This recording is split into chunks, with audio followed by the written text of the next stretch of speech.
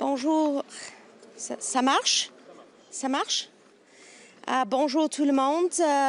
En tant que membre fondateur de l'OTAN, le Canada est ici dans un monde plus divisé que jamais.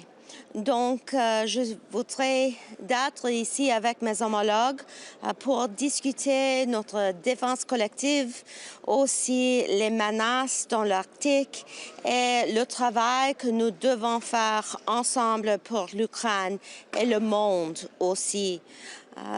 Today, I am pleased to be here in a world that is more divisive and filled with conflict than ever before. And we will continue to work together as NATO allies, as colleagues, as friends and partners on collective defense going forward.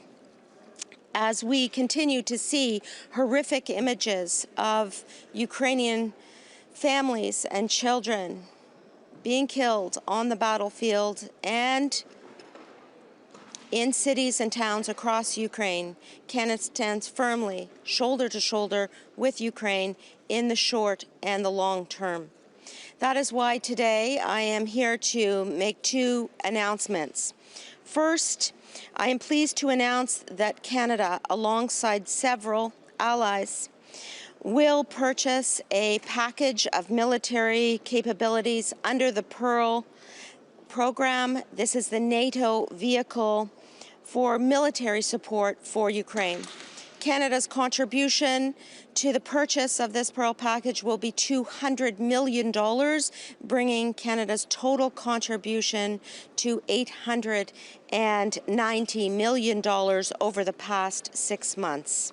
Second, I am announcing that Canada is committing $35 million in security support through the NATO Comprehensive Assistance Package Fund. This brings Canada's contribution to the cap to a total of $180 million.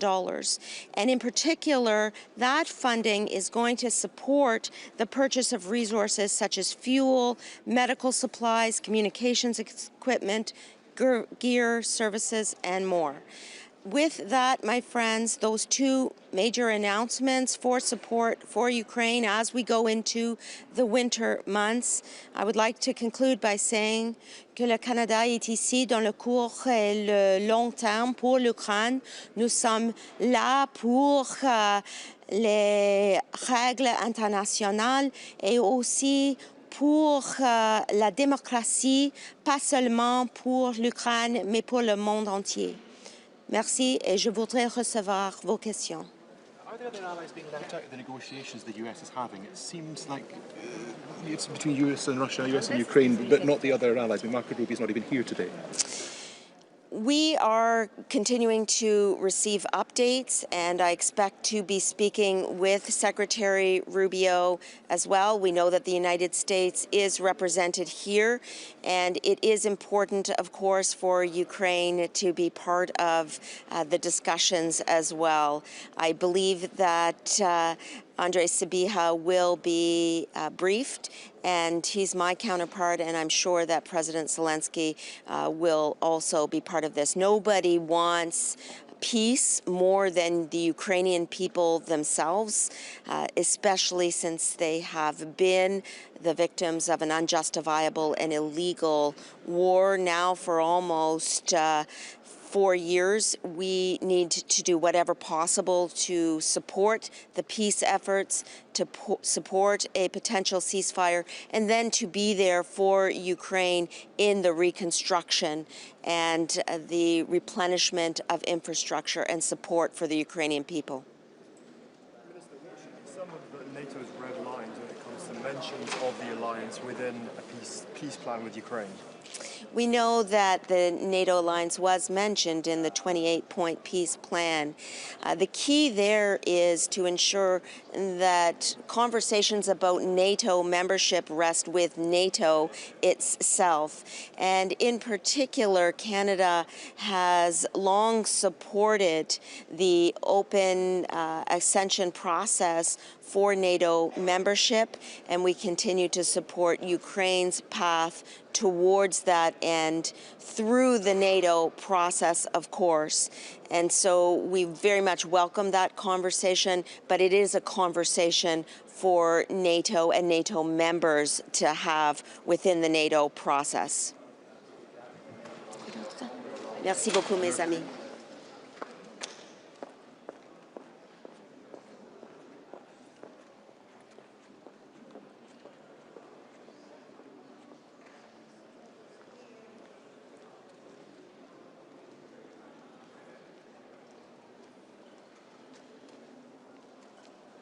Good morning. So it's a pleasure to be here at this meeting of foreign ministers, a meeting which is the first one after the historic NATO summit in The Hague. Of course, we will be discussing NATO's preparedness coming out of the summit, what our plans are looking towards the future.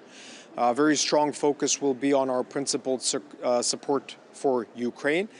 But what we also see is momentum and a window of opportunity for peace in Ukraine. The Trump administration, Secretary Marco Rubio, President Trump, his entire team have put a very strong commitment on finding peace. We see, I will reiterate once again, that there is a clear window of opportunity for finding such a peaceful solution. And of course, we will stand behind our support for this existing momentum. On the sidelines, we will also have a very important discussion on Corridor 8, which is a key political security corridor.